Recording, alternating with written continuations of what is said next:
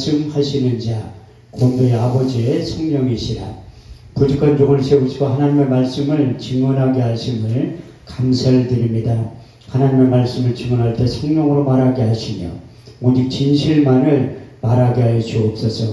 우리가 하나님의 말씀을 받을 때에 사람의 말로 받지 말게 하시고 오직 살아계신 하나님의 언약의 말씀으로 받아서 내 마음의 신비에 새기게 하여 주옵소서.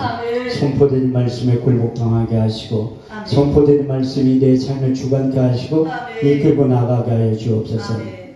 이 시간 주의 성령이 강하게 역사하시고 운행하시고 기름 부어주시고 일하신 절정의 시간이 되게 하여 주옵소서. 아멘. 땅의 시간과 하늘의 시간이 공존하게 하시고 아멘. 땅의 사건과 반드시 하늘의 사건이 동시에 일어나게 하여 주옵소서. 아멘. 이 세상과 하나님 나라를 앞당겨서 이 세상과 하나님 나라를 동시에 살아가게 하여 주옵소서. 아멘. 이 예배 가운데 거룩한 간유를 한량없이 부어주시되 개인적인 기름 부음이 임하게 하시고 아멘. 더 나아가 집단적인 기름 부음이 임하게 하여 주소서. 아멘. 그때 내 무거운 짐이 어깨에 떠나고 멍에가 벗어지되 아멘. 기름진 까닭에 그의 멍에가 그의 목에서 부러지게 된다고 하신 이사야 10장 27절 말씀이 이루어지게 하여 주옵소서. 아멘.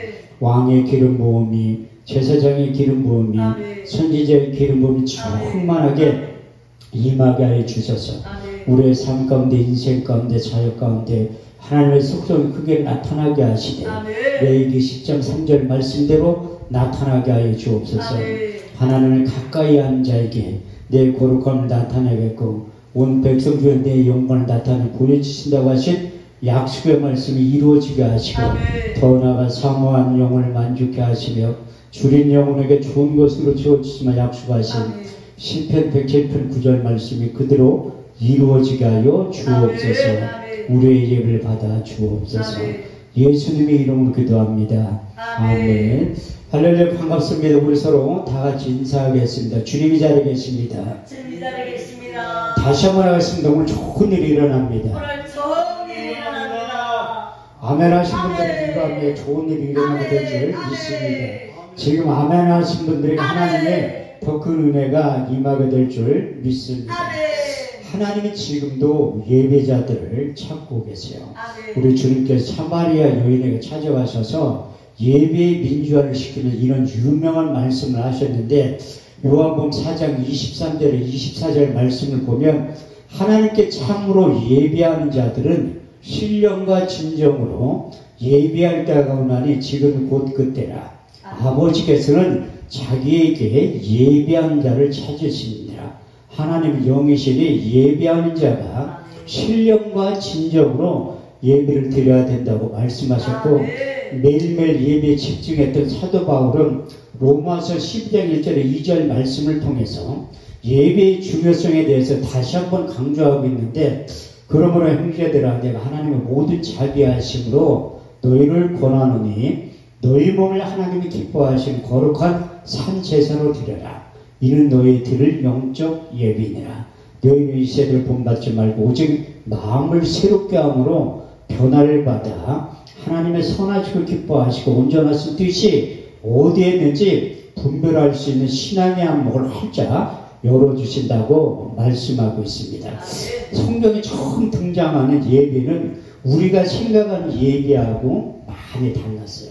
그 예배라는 단어가 어디에 처음 등장하냐면 창세기 22장에 등장하고 있는데 창세기 22장 5절에서 6절 말씀을 보면 내가 아이와 저기 가서 예배하고 너에게 돌아오르니 이는 아브라함이 번제의 나무를 가져다가 그 아이 이삭에게 지우고 자기는 손에 칼과 불을 가지고 그 아이와 동행했다고 말씀하고 있습니다. 히브리어 원문에 보면 예배라는 뜻이 샤라는 뜻을 내포하고 있는데 무릎 꿇고 하나님 앞에 경배하다, 무릎 꿇고 하나님 앞에 복종하다는 뜻을 내포하고 있습니다. 다시 말해 독자 이삭을 하나님 앞에 드리라고 할 때 하나님의 약속의 말씀에 믿음으로 복종하는 데서 샤라는 말이 등장하기 시작했고 그 아들 이삭은 아비의 말에 믿음으로 순종할 때 우리의 이성과 상식으로 납득하지 않을 때 그 샤라는 말이 등장하고 있는데 다시 말해서 예배는 자기를 부인하고 하나님 앞에 경배하고 자기를 부인하고 하나님 앞에 복종하는 것이 시작될 때 예배의 시작이라고 말씀하고 있습니다. 그리스도인에서 하나님을 자세히 섬긴다고 할 때 하나님은 예배를 드리라고 말씀하고 있어요. 우리가 하나님 앞에 많은 일들 집중해서 할 때 사도행전 13장 2절 말씀을 보면 주를 섬겨 금식할 때 성령이 이르시되 내가 불러 시킨 일을 위하여 바울과 바나바를 따로 세웠다고 말씀하고 있어요. 그래서 여기에서 주를 섬긴다고 그 말이 등장하고 있는데 그리스도인에서 주를 섬기고 하나님을 섬긴다는 뜻이 무엇인가 하면 예배를 드리라는 거예요. 예배는 다시 말해서 하나님 앞에 집중하고 예배는 다시 말해서 하나님 앞에 올인한다고 말씀하고 있어요. 많은 분들이 요즘 모이지도 않는데 기도원에서 뭐 하냐고 저한테도 이렇게 물어보는 분들이 많이 있어요. 한 목사님 기도원 사람도 없는데 왜 모여서 아니 목사가 뭐 예배 드리지 예배 드리는 자를 하나님 찾으시고 예배에 집중할 때 올인할 때 하나님께서 예배를 통해서 자기의 생각을 말씀하시고 응답하시고 자기의 마음을 나타내 보여주시는 거예요. 그래서 우리가 예배를 통해 하나님의 영으로 감동되면 우리 주님께 불러 시킨 일이 무엇인지 사명과 소명을 발견하게 된다고 말씀하고 있어요. 에베소 1장 17절 18절 말씀을 보면 우리 주 예수 그리스도의 하나님 영광의 아버지께서 지혜와 계시의 정신을 주사 하나님을 알게 하시고 저희의 마음의 눈을 밝히사 부르심의 소망이 무엇인지 정확히 꿰뚫어 볼 수 있는 안목을 활짝 열어주신다고 말씀하고 있습니다. 그래서 우리가 예배에 집중하는 이유가 무엇인가 하면 하나님의 심정을 알기 위해서 하나님이 우리에게 말씀하시는 것 우리의 기도 제물 응답을 받기 위해서 이제 우리가 예배에 집중한다고 말씀하고 있습니다. 오늘 이 천안 두나미스 영성원에 우리 원장님이 우리를 부른 게 아니라 우리 원장님과 임마누엘 항상 24시간 365일 동행하시는 전능한 하신 하나님이 여러분들을 초청하시고 부르신 줄 믿습니다. 왜 우리를 불렀냐? 우리에게 치유하시고 우리에게 응답하시고 우리의 일사들 모든 것을 공급하기 위해서 예배의 자리를 부르신 거예요. 그래서 하나님께서 이스라엘 백성들이 광야에서 하나님의 영으로 감동된 모세와 하나님의 백성들에게 먼저 시킨 일이 있는데 출애굽기 25장 1절 8절 9절 말씀을 보면 여호와께서 모세에게 이르시되 내가 나를 위하여 거할 장막을 칠 때 내가 내게 보이는 장막대로 기구와 식양을 따라 지을지니라. 쉽게 얘기해서 이스라엘 백성들에게 하나님이 거하실 성막 요즘 말로 표현하면 하나님의 집을 건축하라고 말씀하고 있습니다. 왜 성막을 짓게 하셨냐면 출애굽기 25장 22절 말씀에 해답이 기록되어 있어요. 내가 너희와 거기서 만나고 하나님 만남의 장소가 필요했듯이 2023년도 7월달을 살아가는 우리들에게 천안 두나미스 영성을 통해서 여러분들을 보고 싶어서 만나고 싶어서 만남의 장소를 이 자리로 택한 줄 믿습니다. 그래서 우리가 한 주간 동안 시작되는 그 예배를 통해서 세운 강사 목사님을 통해서 저가 근심 중에 여호와께 부르짖으매 그 고통 가운데 구원하시되 저가 그 말씀을 보내 저희를 고치사 이경에서 건져 내시는도다. 주의 인자하신 그 인생에 행하신 기이한 일들을 인하여 주를 찬송하게 될 것이라. 그래서 우리가 이렇게 많이 모였지만 우리 주님께서 이렇게 말씀하고 있습니다. 두세 사람이 내 이름으로 모인 곳에 나도 그들 중에 있겠다고 말씀하신 그님이 주님께서 성경 속에 갇혀있는 인물이 아니라는 거예요. 히브리서 13장 8절 말씀에 보면 예수 그리스도는 어제나 오늘이나 영원토록 동일하시니라. 그분이 저와 여러분들을 부른 거예요. 아기 예수 탄생의 비밀에 대해서 마태복음 1장 18절에서 23절 말씀에 보면 자세하게 이렇게 묘사하고 있는데 예수 그리스도의 나심은 이러하니라. 그 모친 마리아가 요셉과 정혼하고 동거하기 전에 성령으로 잉태된 것이 나타났더니 그 남편 요셉은 의로운 사람이라. 저를 드러내지 않고 가만히 끊고자 생각할 때 주의 사자가 현몽하여 가로되 다윗의 젖은 요셉아 내 아내 데려오기를 무서워 말라. 그의 잉태된 것은 성령으로 된 것이라. 아들을 낳으를 그 이름을 예수라 하라. 이는 자기 백성을 저희 죄에서 구원할 자이심이라. 이 모든 일에 된 것은 선지자가 하신 말씀을 오늘과 같이 이루려 하심이니라. 볼지어다 처녀가 잉태하여 아들을 낳을 것이요 그 이름을 임마누엘이라 하리라 하셨으니 이를 번역한즉 하나님이 우리와 함께 하셨느니라. 그 당시에 천사들도 아기 예수 탄생의 비밀에 대해서 누가복음 2장 12절에서 14절 말씀을 통해서 이렇게 말씀하고 있는데 오늘날 다윗의 동네에 너희를 위하여 구주가 나섰으니 곧 우리 주 예수 그리스도라. 너희는 가서 강보에 쌓여 구유에 누인 아기를 보르니 이것이 너희에 대한 표적이니라. 호련히 허다한 천군의 천사와 함께 있어 하나님을 찬송하여 가로되 지극히 높은 곳은 하나님께 영광이요 땅에서는 기뻐하심을 입은 바 사람들의 평화라 말씀하고 있습니다. 이렇듯이 2000년 전에 내 말씀이 오신 그 예수 그리스도를 우리가 지금은 볼 수 없지만 우리 주님께서 마지막 고별 설교할 때 요한복음 14장 26절 말씀을 통해서 보혜사 곧 아버지께로부터 너에게 보내실 성령 그가 너에게 모든 것을 가르치시고 내가 말한 모든 것을 생각나게 하시라. 요한복음 15장 26절 말씀을 보면 아버지께로부터 내가 너에게 보낼 보혜사 곧 아버지께로 나오신 진리의 성령이 오실 때에 그가 나를 증거하실 거예요. 그분이 오셔야지만 나에 대해서 자세히 가르쳐주고 예수님께 살아야 하신 말씀이 생각나게 하신다는 거예요. 그 당시에 사도 바울은 예수님 당시에 살았지만 우리처럼 예수님의 제자들처럼 육신의 눈으로 본 적은 한 번도 없지만 다메섹 도상에서 빛으로 영으로 찾아오신 그 주님을 만나서 그가 변해서 새 사람 되었다고 말씀하고 있어요.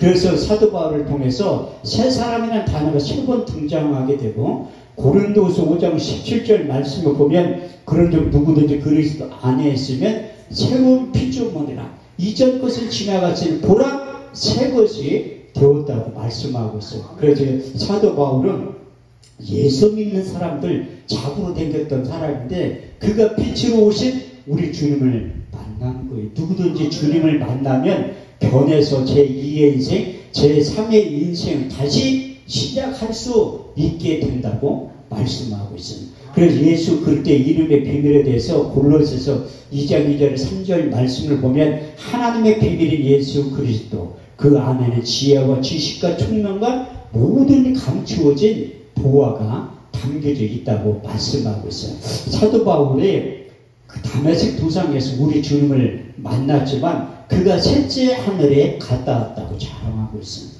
다시 말해서 전능하신 하나님이 계시는 천국에 갔다 왔다고 고린도서 12장 1절 4절을 통해서 이렇게 간증하고 있는데 무익하나마 부득불 내가 자랑하노니 주의 환상과 계시를 말하노라. 내가 그리스도 안에서 이 사람을 아노니 14년 전에 셋째 하늘에 이끌려간 자라. 그가 몸 안에 있었는지 몸 밖에 있었는지 나는 모르거니와 하나님은 아시느니라. 내가 낙원으로 이끌려가서 말할 수 없는 소리를 들었는데 사람이 가히 이르지 못할 말을 듣고 왔다는 거예요. 그래서 이제 그 사도 바울이 우리 주님을 만난 다음에 그의 눈을 멀게 한 거예요. 왜?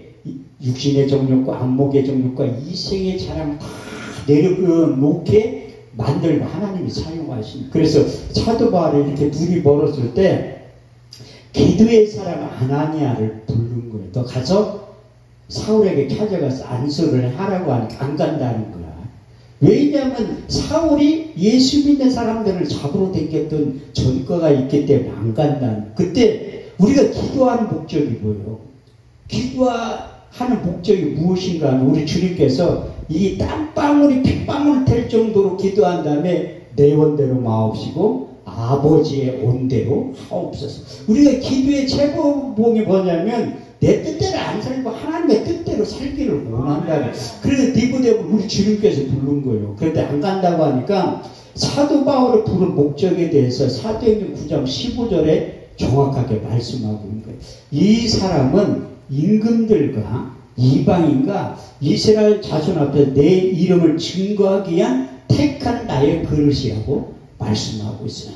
그래서 이제 아나니아가 신방을 간 거예요. 사도행전 9장 17절에 19절 말씀을 보면 아나니아가 떠나 그 집에 들어가서 안수하여 가로되 형제 사울아 주고 내가 내려오던 길에서 나타나시던 예수께서 너를 다시 보게 하시고 성령으로 충만하게 하신다는 즉시 사울의 눈에서 비늘 같은 것이 벗어져 다시 보게 된지라. 일어나 음식을 먹고 세례를 받으니 강건을 줬다고 말씀하고 있어요. 그래서 우리가 주의를 감당할 때 우리의 신앙의 안목이 활짝 열려야 된다고 성경은 말씀하고 있어요. 그런데 이 최초의 신앙의 안목이 열린 사건이 하나님은 남자에게 먼저 열은 게 아니라 하갈. 그 제가 볼 때는 하나님은 남자보다 여자를 좀 더 사랑하시는 것 같더라고요. 왜냐하면 아브라함이 이게 그 와이프가 2명이잖아요. 우리 같으면 이게 아브라함 첫째 아기가 없을 때 하나님이 약속했잖아요.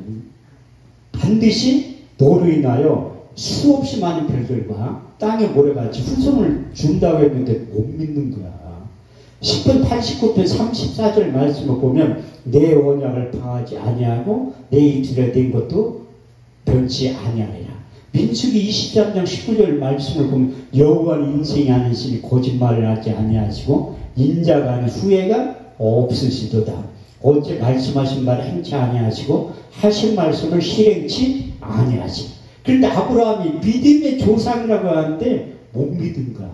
그래서 이제 그 태의 문이 안 열리니까 이제 그의 아내가 그의 몸종을 붙이니까 우리 같으면 싫다고 몇 번 거절을 하지 당연하게. 그런데 10개 집 싫어하는 남자가 없듯이 얼렁 쳐가지고 그래서 그 이스마엘을 탄생하다 하갈하고 싸우기 시작하는 거예요. 그래서 아브라함 이삭 낳는 자꾸 애들끼리 싸우니까 그 아브라함 아내 사라가 그 아브라함한테 꼰질린 거야. 자꾸 싸운다 못 살군다 하니까 쫓겨난 거예요.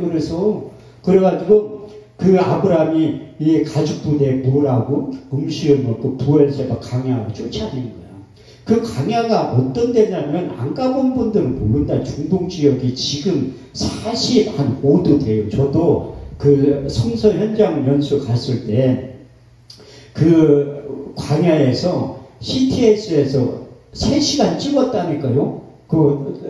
내가 출연한 사람이 거기 송지 순례. 그런데 5분도 안 나오더라. 괜히 찍어서. 또 그 얼마나 때 앞에서 그걸 찍었는데 그 광야 아무것도 없는데 저도 아프리카 3번 갔다 왔지만 엄청 뜨거워요. 그래서 하나님이 그 광야 생활할 때 천연 에어컨을 만들었다니까요.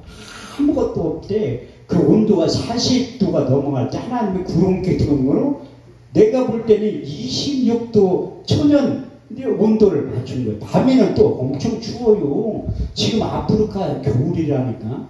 모르는 분들은 무슨 아프리카의 겨울, 내가 얼어 죽을 뻔했다니까. 우리나라처럼 영하로 내려가서 그런 게 아니라 하루에 온도차가 30도 나요. 그래서 엄청 추운 거예요. 또 겨울에 또 하나님이 자상하셔가지고 천연 히터를 만들어가지고 온도를 26도는 성경이 없어요. 내가 추측을 한 거야. 그 사람이 가장 쾌적한 온도가 26도니까. 그래서 우리 잘 때도 에어컨 26도에 맞춰놓고 자라고 하잖아요. 그래서 하나님이 밤에는 히터를 만들어가지고 불기둥으로 온도 조절을 한 거예요. 아니 그것을 한번 생각을 해봐요. 낮에는 구름, 우리가 낮에는 지금도 이렇게 구름길을 많이 보죠. 저 비행기 타고 이렇게 야, 하나님의 신비가 오묘하다. 이렇게 구름을 보는데 불기둥 하늘에 떠있는 거 못 보잖아요. 근데 얼마나 신기하겠어. 우리가 불꽃놀이만 봐도 그 63 빌딩에서 1년에 한 번씩 하지 그것만 봐도 오묘한데 그 매일 봤다니까 이스라엘 백성들이 얼마나 신기하겠어요. 근데 그 하갈하고 이스마엘 쫓겨나가지고 그게 다 떨어진 거야. 떨어졌어요. 가죽 부대에 물을 담아다가 그 먹었으니 얼마나 그 금방 없어지지. 근데 하갈이 하나님 앞에 기도하기 시작한 거야. 자기가 이스마엘들이 뭐 목말랐다고 배고프다고 울으니까 그래서 이 여자의 눈물은 대단한 거야. 하나님도 깜짝 놀랐네. 아니 창세기 21장 보면 방송대고가 울었다고 말씀요. 아니 히스기야 왕 울었다니까. 남자가 울었다. 하나님 빨리 응답하는데 내가 죽는다고 하니까 벽 보고 우는 거야. 그때 하나님이 이사야 38장 5절에 6절 말씀을 보면 내 기도를 들었고 내 눈물을 보았노라. 내 수완이 15년을 더해 주신다고 약속했다. 근데 이 하갈이 옆에 우물이 있는데도 안목이 안 열리면 모르는 거예요. 그래서 창세기 21장 19절 말씀을 보면 하갈의 그의 눈을 여심해 그가 우물을 보고 가서 가죽 부대에 물을 담아다가 그 아이에게 마시게 한 거예요. 우리 인생도 그런 거예요. 앞에 큰일 났다고 생각하지만 하나님께서 우리 안목을 활짝 열어주시면 바로 옆에 있다는 거예요. 불말과 불병거가 온 산에 가득하게 우리를 지켜주고 있는 거예요. 또 엘리사도 아람 군대가 그 엘리야를 잡으려고 도단서에 가득 싼 거예요. 그때 육신의 눈만 가지고 있는 그 게하시는 그것만 보는 거야. 그런데 눈이 하나 더 있던 엘리사는 태평하게 있어. 왜냐하면 아니 보지 않는 영적인 세계를 보고 있잖아요. 열왕기하 6장 17절 말씀을 보면 하나님이 기도해서 저 사안의 문을 열어서 보게 하는 거예요. 기도하여 온건대 저 사안의 문을 열어 보게 없어서 여호와께서 그 사안의 눈을 여심해 그가 보니 불말과 불번거가 온 산에 가득하여 엘리사를 덮었더라. 그래서 우리가 인생 가운데 하나님의 자녀는 하나님이 반드시 책임지는 거예요. 그래서 우리가 인생 가운데 앞에는 홍해가 가로막혀 있고 뒤에는 애굽의 군대가 따라와도 모세를 통해서 우리에게 말씀하신다니까요.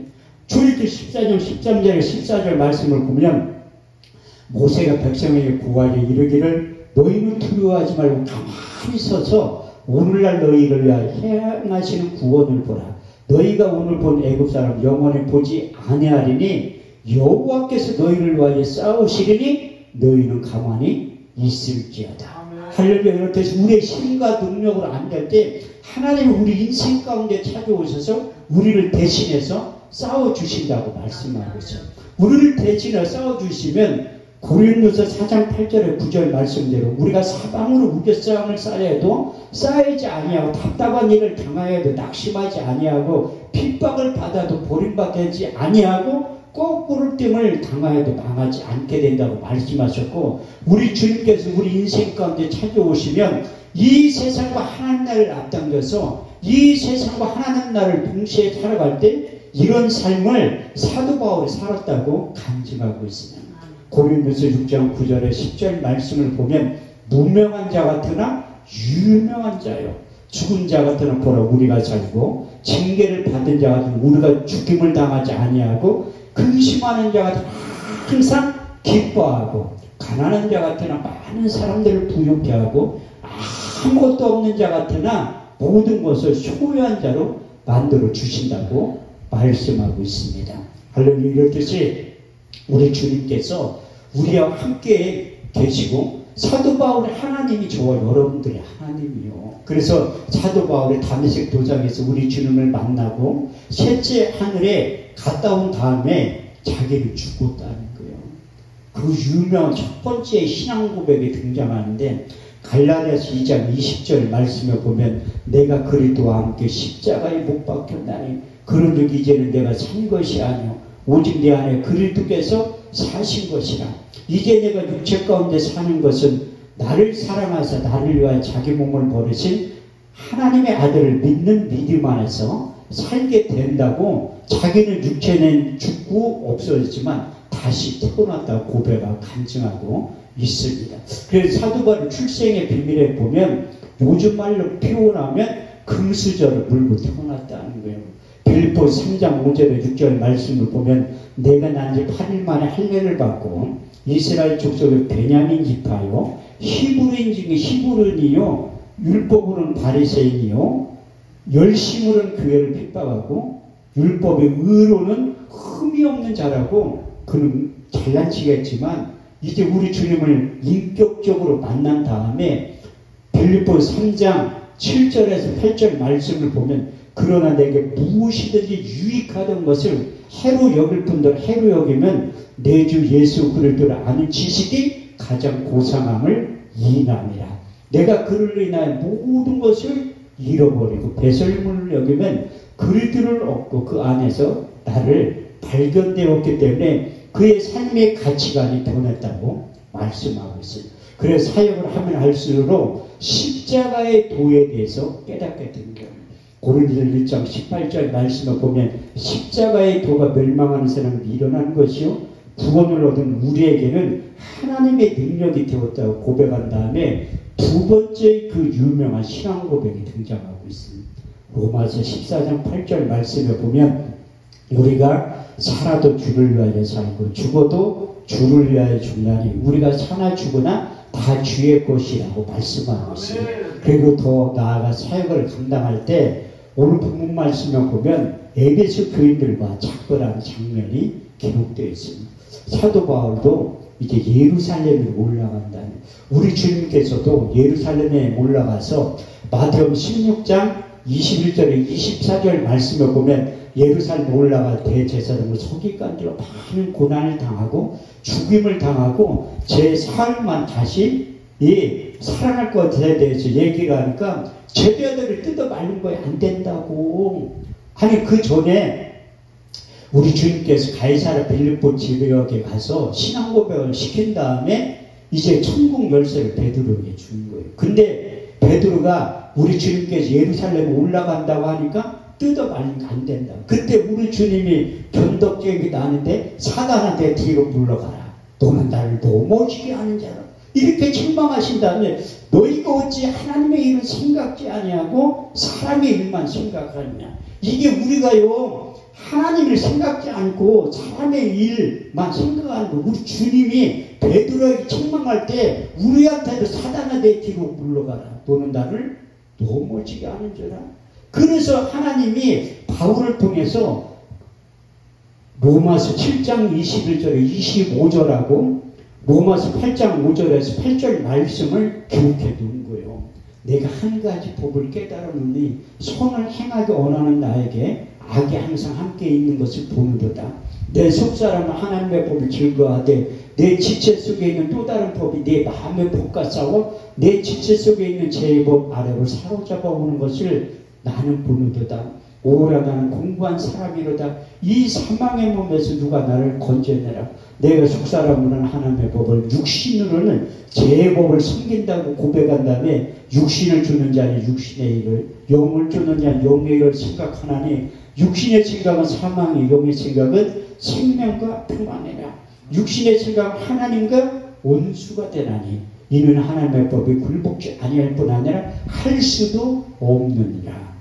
그래서 사도 바울은 이것을 극복할 수 있는 방법은 하나님의 영으로 충만, 다시 말해 성령 충만 받을 때 육체의 죽음을 이길 수 있는 힘이 생긴다고 말씀하고 있습니다. 갈라디아 5장 16절에서 18절 말씀을 보면 성령을 좀 자행하라. 그럼 육체의 욕심을 이루지 아니하리니 육체의 수욕은 성령의 수욕을 거스르고 성령의 수욕은 육체의 수욕을 거스르니 이 둘이 대적함으로 너희가 원하는 것을 하지 못하게 된다고 말씀하고 있습니다. 그래서 사도 바울을 통해서 그 견고한 집이 무너진다는 거예요.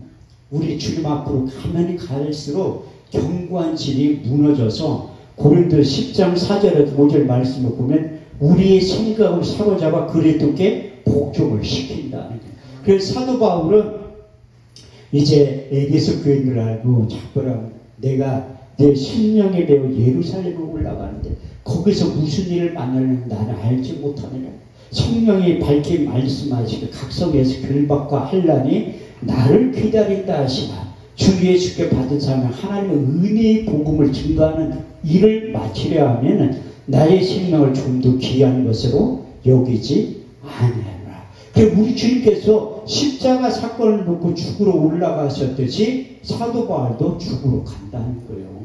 그래서 우리도 이제 예배에 집중하고 성령으로 충만하면 우리 주님께서 걸어가셨던 발자취를, 사도 바울이 걸어갔던 그 발자취를 우리도 갈 수 있다는 거예요. 그것은 우리 안에 주님의 심장, 주님의 마음을 소유할 때 가능하다고 말씀하고 있습니다. 너희 안에 이 마음을 품어라. 곧 예수 그리스도의 마음이니 그는 근본 하나님과 본체시나 하나님과 동등께 취하지 아니하시고 오히려 자기를 비워 종의 형체를 가져 사람들과 같이 모양 나타났으니 자기를 낮추시 죽기까지 복종하셨으니 그 십자가에 죽으십니다. 그렇게 우리 주님께서 죽으러 가셨듯이 우리도 주님의 마음이 있으면 죽으러 간다는 거예요. 그래서 우리는 예수 그리스도의 이름 때문에 하나님의 자녀가 다 된 거예요. 하나님의 자녀이기 때문에 이 자리에 다 앉아있는 거라는 거예요. 근데 우리 주님께서 자기의 이름의 명예를 걸고 영접하는 자, 곧 그 이름을 믿는 자들은 하나님의 자녀가 된 권세를 주셨으니 이는 혈통이나 육경이나 사람의 뜻으로 딴 것이 아니요 하나님께로부터 다시 태어난 자들이라고 말씀하고 있습니다. 그래서 다른에서 구원을 얻을 수 없는 천하인간의 구원을 얻을 만한 이름을 우리에게 주신 일이 없다고 말씀하고 있어요. 근데 우리가 예수를 주로 시인하는 게 쉬운 일이 아니에요. 그래서 우리 주님께서 이제 베드로와 제자를 칭찬하면서 주는 그리스도시요 살아계신 하나님의 아들입니다. 정확하게 신앙 고백을 했을 때 바요나 시몬아 내가 복이 있도다. 이를 알게 한 이는 내 혈육이 아니라 하늘에 계신 내 아버지께서 신하게 만들었다고 말씀하고 있고, 사도 바울은 자기가 전도를 하면서 그만큼 신앙 고백하는 게 어렵기 때문에 고린도전 12장 3절 말씀을 통해서 하나님의 영으로 말하는 자는 예수를 저주할 자라 하지 아니하고 성령으로 아니하고는 예수를 주로 시인할 수 없다고 기록해 놓은 거예요. 그래서 로마서 10장 9절에 10절 말씀을 보면 내가 만일 내 입으로 예수를 주로 시인하며 하나님께 죽은 자 가운데 살리신 것을 내 마음에 믿으면 구원을 얻으리니 사람이 마음으로 믿어 의에 이르고 입술로 시인하여 구원에 이르게 되느냐. 할렐루야. 이렇듯이 우리가 우리 주님의 이름 때문에 하나님의 자녀가 된 거예요. 근데 하나님의 자녀 중에서 쓸만한 사람들을 부른 거예요. 예수님 당시에도 호다한 거리가 그렇게 많이 따로 댕겼는데 12제자를 부른 거예요. 마가복음 3장 13절 말씀에 보면 자기의 원하는 자를 주님의 제자를 불렀다는 거예요.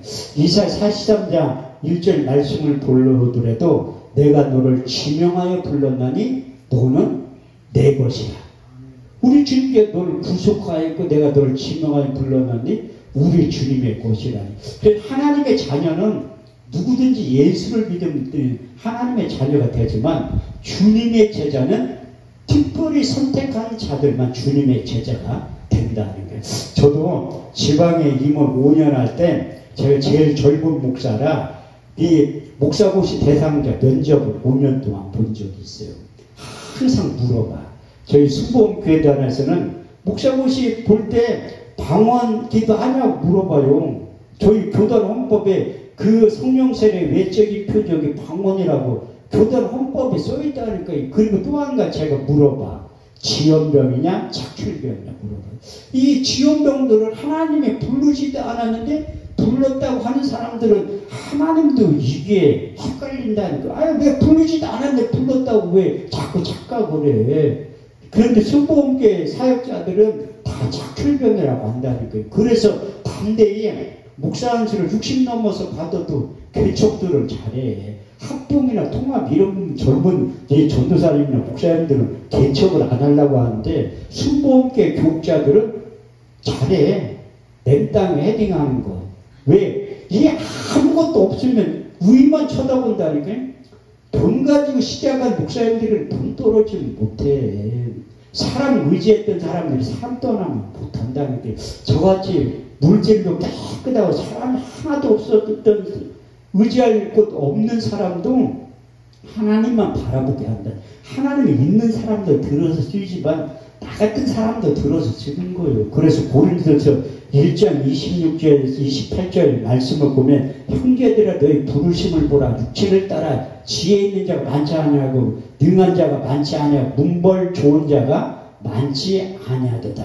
그러나 하나님께 세상에 미련한 것들을 택하사 지혜 있는 자들을 부끄럽게 하시고 세상에 약한 것들을 택하사 강한 자들을 부끄럽게 하시나니, 이는 하나님께 천한 자들과 멸시받는 자가 없는 것들을 택하사 있는 것들을 폐하려 하시나니, 이는 아무 육체라도 하나님 앞에서 자랑치 못하게 하려 하십니다. 그래서 하나님이 연약한 자를 불러서 능력을 줘서 시인받게 하는 거예요. 사람이 많이 배우고 똑똑하면 자기의 유전적인 것을 내려놓지 않고서는 사용 안 한다는 거예요. 사도 바울도 자기가 가지고 있는 모든 것을 배설물로 여기고 내가 아는 그리스도의 지식 가장 소중함을 느끼는데 오랜 시간 필요했다는 거예요. 그래서 회개하고 돌아왔을 때 곧바로 사역을 하기로 원했지만 하나님이 인정을 하는 거예요. 그래서 아라비아 강야에 3년 있다 고향 다수에 7년 있을 때 때가 차면 믿음의 사람 바나바를 불러가지고 끄집어내가지고 안디옥교를 개척한, 폭발적으로 부흥할 때 하나님은 또 다른 계획이 있던 거야. 나 같으면 세 사람 승부함께 한참 부흥하는데 너 선교사를 가라. 아유 하나님 잠깐만 이렇게 할 것 같아. 금식 좀 해보고요.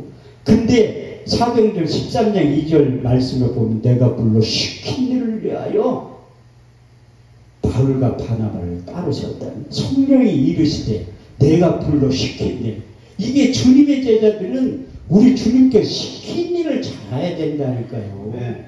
윤석경 목사님 목회자 세미나 할 때 호박 구덩이를 파라고 주인이 시킨 장소에 파는 것이 하나님의 일이지, 자기 원대로 아무리 많이 파다봤자 하나님이 동의하지 않는 것은 자기 일에 지나지 않는다고 말씀하고 있어요.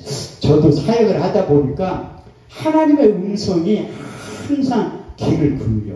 그런데도 실수할 때가 많이 있다니까. 왜? 이사야 55장 8절에 9절 말씀을 보면 내 생각은 너의 생각과 다르며 내 길은 너희 길과 달라서 하늘이 땅보다 높은 것. 내 생각은 너희 생각보다 높으면 내 길은 너희 길보다 높으니라. 저도 처음에 성남에서 교회를 개척했을 때 청담동이나 압구정동에서 하나님이 교회를 개척시켜 주실 줄 알았어요. 제 나름대로 인물되지 실력되지 능력되지 반드시 하나님은 1%의 사람들이 모여있는 곳에서 교회를 개척시켜 주실 것이 착각이지. 착각. 가장 성남에서 못 사는 태평사동에서 교회를 개척한 거예요. 근데 하나님께서 8년 만에 응답을 해주셔서 기도 응답이 안 되니까 내가 좀 낮췄어요. 기도 제목을. 하나님 나 청담동이나 압구정동 아니라 서울로만 보내주세요. 8년 만에 응답받고 갔다니까요. 근데 아니 교회가 부흥돼서 이사가 얼마나 좋아. 보조금 다 까먹고 쫓겨나가지고 이사 갔다는 거예요. 그리고 하나님이 이전시키는 방법도 여러 가지야. 지금 우리 기도가 이제 이사 가라고 해서 이사 가야 되는데 내가 눈 감고 기도할 때는 하나님이 예비해 놓으신 곳이 있겠지. 창세기 22장 14절 아브라함이 그 땅 이름을 여호와이라 하였으므로 오늘날까지 사람들이 이르기를 여호와 산에서 준비되라. 눈 뜨면 현실은 똑같아. 변함 하나도 없어. 그래서 기도하기 시작하는 거예요. 그래서 내가 딴 데 같으면 옛날 같으면 벌써 알아봤지. 근데 하나님이 오살 기도 9월달 집회 끝날 때까지 잠잠하게 기다리라는 거예요. 그래서 기다리기로 한 거예요. 하나님 뭐 알아서 할 테지. 근데 난 여태까지 4개를 세우면서 한 번도 건물을 매입할 생각 한 번도 안 들었는데 이번에는 건물을 매입하려고 해요. 그런데 몇 군데 봤어. 수원에 한 군데 보고 대구에 한 군데 보고 여수에 본 거예요. 그런데 그 땅 매각하는데 최하 20억이야. 나는 시편 81편 10절 말씀을 믿어 최자실 목사님의 하나님이 오사의 기도 채울 때 그 말씀을 붙잡은 거예요. 내 입을 넓게 열라 내가 채우리라. 근데 앞뒤 구절 보면 나는 너희를 애굽 땅에서 인도해낸 여호와 하나님이라. 내 입을 넓게 열라 내가 채우리라 하였으나 저희가 내 말을 듣지 아니하였고 이스라엘이 나를 원하지 아니하였더라. 그래 저희 강팍한 대로 버려도 임의대로 살게. 하나님이 나를 도와주신다고 약속했는데 내가 안 믿으면 역사는 나타나지 않는 거예요. 그래서 이번에는 건물을 매입하려고 해요. 그 매입하려고 하는데 눈 감으면 다 돼. 벌써 청사진 다 돼 있어. 근데 눈 뜨면 현실은 똑같아. 근데 내 믿음이 없어서 그런 거. 그래서 기도하는 거지. 그런데 저도 이 사역을 솔직히 오늘 내려오는데 김영환 목사 사무총장에 나와 사모님 계시지만 너무 힘든 거야. 지난주까지 저기 구리에는 갈매교에서 개인 집회를 한 거예요. 이게 연합 집회랑 개인 집회 할 때는 혼자서 설교를 7번 놔야 돼. 최선을 다하니까 지친 거예요. 올 1월 달부터 신정이 거의 없어요. 12월 달, 내년 3월 달까지 다 스케줄이 잡혀 있다는 거예요. 그런데 하나님 내려오면서 참 내가 꼭 이 일을 해야 되나? 그럴 때마다 책망의 소리가 드는 거야. 너 쉬고 싶냐? 예, 그러니까 또 평생 쉬래? 아니요, 잘못했어. 그래가지고 내가 정신이 번쩍 나가지고 온 거예요. 최선을 다해서 하려고. 그런데 하나님이 나는 일반 목사로만 부른 게 아니잖아요. 처음에 교회를 개척했을 때는 참 목사님들이 왜 이렇게 게을러? 난 3년이면 1000명 만들 수 있어. 하나님 은혜를 베풀어주면. 착각했지. 교회 개척하고요. 한 달 만에 가장 빠른 새를 내가 발견한 거예요. 그게 월세야. 주일날 4번 예배 드리니까 임대로 내야지 돼. 얼마나 빨리 오는데 세 내려고 하니까. 근데 하나님이 저에게 또 봉사로 부른 거잖아.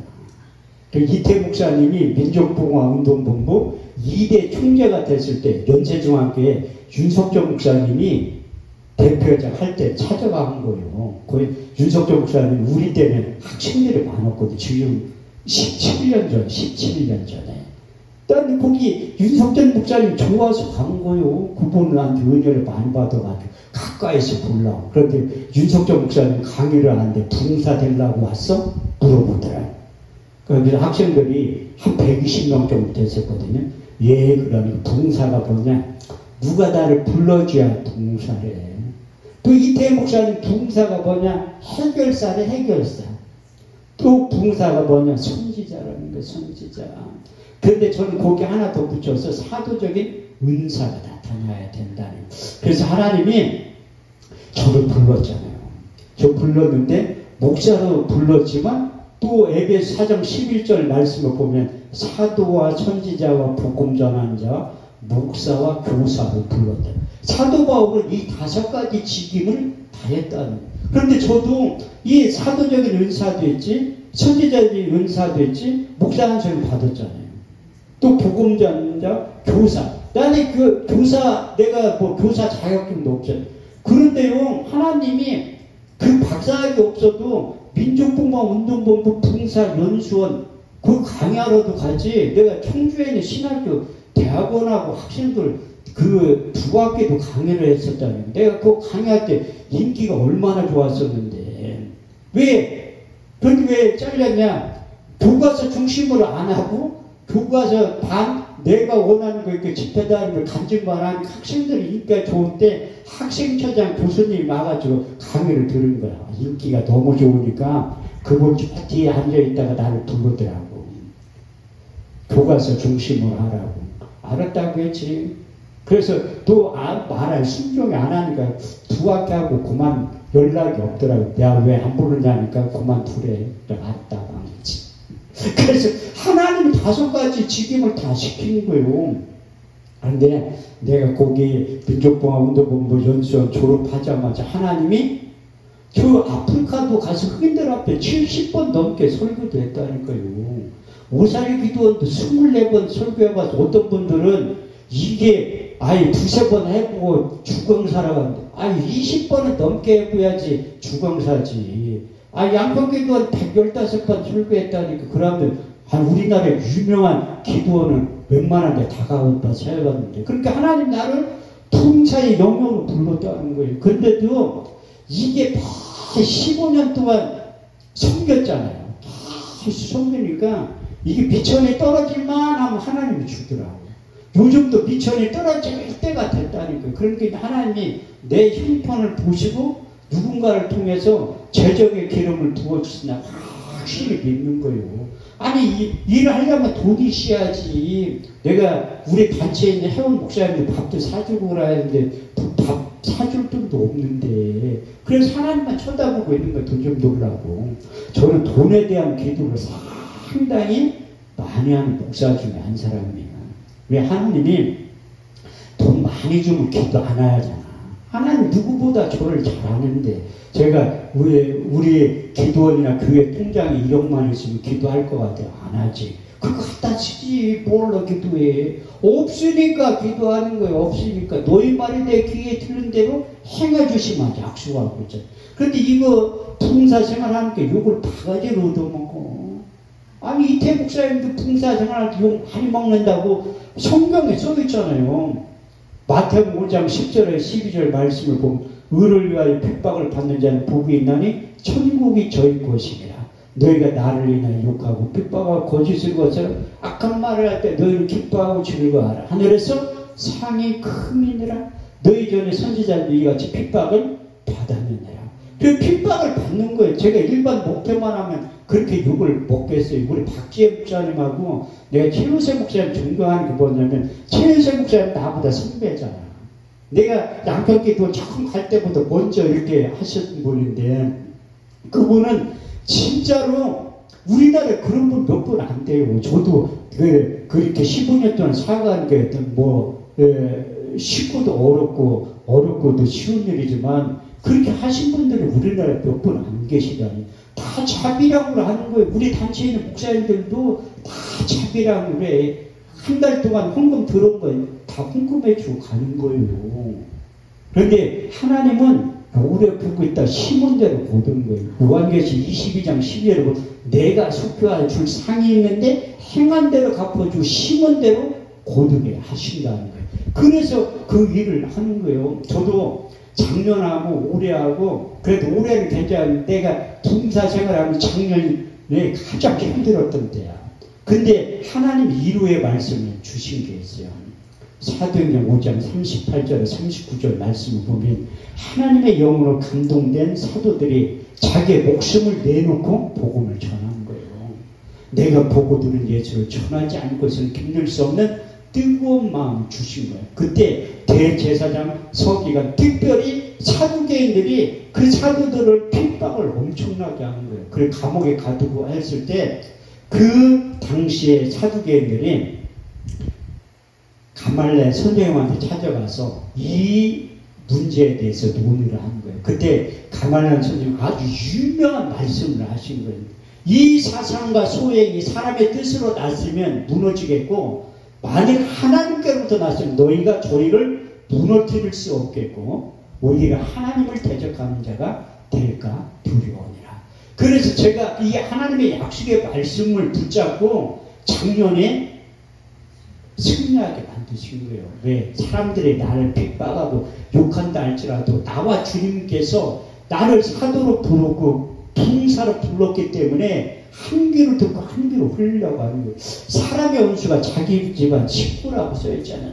저는 이 사역 15년 하면서 신천지가 욕한 적 없어요. 스님들이 나 욕한 적 없어. 같은 동역자들이 저를 핍박, 같이 사역했던 분들이 너무 안타까운 거야. 왜 저렇게 할 수가 있을까? 아니, 있는 사실만 얘기하면 괜찮은데 없는 것도 얘기해. 아니, 이천성 목사님 이런 설교하더라고요. 이게 목회를 하다 보면 아는 땐 굴뚝에 연기에 난대. 그런데 없는 굴뚝도 만들어요, 요즘은. 왜? 아니 동역자라고 성경은 써있잖아. 너희는 하나님의 동역자들, 하나님의 집이 밭인데 삶을 도와주지 못할 만큼 끌어내리지 말아야지. 제가 왜 그분들한테 한마디도 얘기 안 하냐면, 제가 목회를 시작할 때 우리 주님께서 주신 언약의 말씀이 여러 가지가 있지만, 로마서 12장 11절 15절 말씀을 보면, 부지런하게 게으르지 말고 열심을 품고 주를 섬겨라. 소망 중에 즐거워하며 환난 중에 참으며 기도에 항상 힘쓰며 손 대접하기를 힘쓰라. 너희를 핍박하는 자를 축복하라. 축복하고 저주하지 말라. 즐거워하는 자들 함께 즐거워하고 우는 자들로 함께 울라고 하신 그 당부의 말씀을 주셨기 때문에, 나를 위해서 핍박하는 자들을 위하여 저주하지 않는 거예요. 왜? 목사는 하나님의 말씀대로 살아야 되겠지. 그래서 하나님이 저에게도 그 모든 일들을 감당하시는 힘도 주시고, 요 근래에 세일을 한다니까요. 내가 원장님한테 웬만해서 그런 거 안 보냈는데, 그게 아베스의 기도 그거 보낸 거예요. 내가 이런 사역도 한다고. 내가 그 구티비하고 어떻게 연결이 됐냐면, 지난 4월 달에 우리 단체에서 오살레 기도원에서 두 번째 집회를 할 때, 그 구티비에 있는 그 러브쉐어 팀들이 와가지고 기도하러 왔다고 하더라고요. 근데 이제 제가 설교할 때 머리가 흐려나니까 왠 할아버지가 설교하는 줄 알았대. 그래서 그분들 앉으니까, 우리가 예배 시간 참, 그런데 은혜가 되는 게 거든요. 그래서 저 목사님을 러브쉐어 팀에 우리가 초청을 해서 출연을 시켜야 돼. 그렇게 생각을 하고 있었대. 그런데 내가 누군지를 모르잖아요. 근데 이평찬 목사님의 교회에서 우리 단체에서 지난달에 부흥회를 한 거야. 이렇게 연합 집회를. 그래서 이평찬 목사님이 나한테 우리 단체 일하는 거 구팁에 출연해서 러브쉐어라는 프로그램인데 한번 소개를 하고 싶다고 하더라고요. 그래서 흔쾌히 출연한다고 했는데, 그 작가한테 내 전화번호를 가르쳐주고 프로필을 나한테 보내달라고 하더라고요. 그분 작가한테 PD하고. 보내주니까 그때 우살기도원에 설교했던 한 목사님 아니니, 그 사람이 나라고 그랬더니 자기들이 날 찾고 있었다는 거야. 그 원장님도 보셔요. 이번 주 토요일날 그 아베스의 기도 말고 러브쉐어라는 게 토요일날 8시에 한다니까. 구TV에 생방송으로. 김영환 목사님도 나와요. 사무총장 다 인터뷰, 우리 단체 회원들 다 했다니까. 그래서 그 끝나고 우리 단체 그 집회 소개 좀 해준대. 안 한다고 했어요. 나는. 왜? 아니 내년까지 집회가 다 잡혀있는데 그 사람들이 전화해서 해달라고 하면 어떻게 가지도 못하는데. 그래가지고 안 한다 하니까 이평찬 목사님이, 저런 단체 목사님 처음 봤대. 남들은 돈 내서 광고로도 하고 홍보도 하는데 우리는 안 한다고 했는데 뭐 진실만을 얘기해야지 뭐 가지도 못할 거 뭘로 해. 내년까지 집회가 다 잡혀있는데. 아니 전화 무지하게 와요. 그리고 또 나가가지고 자꾸 그거 야베스의 기도 좀 해둘래. 그러니까 처음에는 안 한다고 했거든요. 근데 계속 하라고 해서 거기 국장님이 한번 해보라고 하더라고.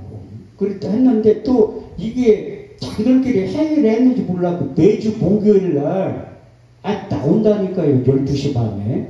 내가 고정 출연하게 됐어요. 딱. 그래가지고 염색도 한 거예요. 방송인이랑. 우리 사무총장 목사님 나한테 방송인이래.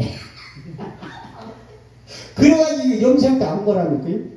지난주에 가가지고 그거 다 녹화하고 왔다니까요. 그런데 참 내가 볼 때도 보는 사람들이 많어. 이게 엊그저께 방송 나왔는데 벌써 조회수가 130배가 넘었다니까요. 그게 이 무시를 못하는 게, 내가 아까 조만간도 기도해줬잖아요. 이렇게 기도해주는데 내가 이제 속으로 울적울적 할 때가 많어. 또 얼마나 힘든 사람이 너무 많은 거. 그래도 믿음의 끈을 놓지 않고 이렇게 기도해주려고 보는데, 내가 그래가지고 회개했어요. 내가 저기 사람들 기도해, 뭐 응답이 팔려야지. 내가 하나님하고 더 가까워져야 되겠다. 저분들은 진짜 죽고 사는 사람들이 있어요. 그분들이 목사님 나를 위해서 기도해. 어떤 분들은 저한테 전화하는 게 너무 부담스럽대. 저 좀 그렇게 생각하지 마시고 언제든지 하라는 거예요. 언제든지. 내일 전화 오는 분들이 있어요. 그분들이 많다니까. 그분들은 진짜 힘든 분들이야. 내 최선을 다해서 전화 통화도 하는 거예요. 그리고 어떤 분은 이거 했던 얘기 또 하고 또 해. 얘 마음이 아프니까. 그런데 그 사람들도 얘기를 다 들어준다는 거예요. 왜? 그 사람들은 전화 통화만 해도 마음이 이해하게 된대. 어떤 분들은 간 말기로 죽어가는 사람들도 있어요. 그 사람들 하나님 내 마음으로 고쳐주세요. 살려주세요. 기도하고 반드시 응답이 아니 당사자는 죽어가는 사람들 있잖아. 왜 하나님 내한테 그런 걸 막 그렇게 하나님은 제가 그것을 감당할 수 있는 여건이 되니까 그쪽으로 부르는 거라 좀 생각. 그래서 오늘도 여기 와서 원장님 보니까 힘이 나는 거야. 내가 왜 힘이 나냐? 나는 원장님 보고 존경스러운 거야. 누가 알아주지 않아도 우리 주님께서 이 천안 두나미스 영성원 원장으로 세워졌잖아요. 그래서 꿋꿋하게 이 자리를 지키는 거 하나님의 큰 일이라는 거예요. 우리가 많이 열매를 맺어야지만 그게 하나님의 일이지만 적은 일에 충성하는 것도 하나님의 일이에요. 내가 보는 것 사람이 보는 것 같지 아니하리니 사람은 외모를 보거냐 나 여호와는 중심을 보느니라. 그래서 여기 와서 느꼈을 때 우리 원장님의 사역을 통해서 하나님이 지금은 힘들고 어렵지만 여기 와서 생각나는 말씀이 역대하 1장 6절에 12절 말씀이 생각나는 거예요. 1000개의 희생으로 번제를 드렸을 때 솔로몬에게 허락하여 주셨던 축복이 임하게 됩니다. 여호와 앞에 있는 해막의 비리로 독단에 1000개의 희생으로 번제를 드렸더라. 이 밤에 하나님께 솔로몬에게 나타나 이르시되 내가 내게 무엇을 입고 너는 구하라. 솔로몬이 하나님께 여짜오되 주께서 내 아비 다윗에 큰 은혜를 베푸시고 나로 대신하여 왕이 되게 하셨사오니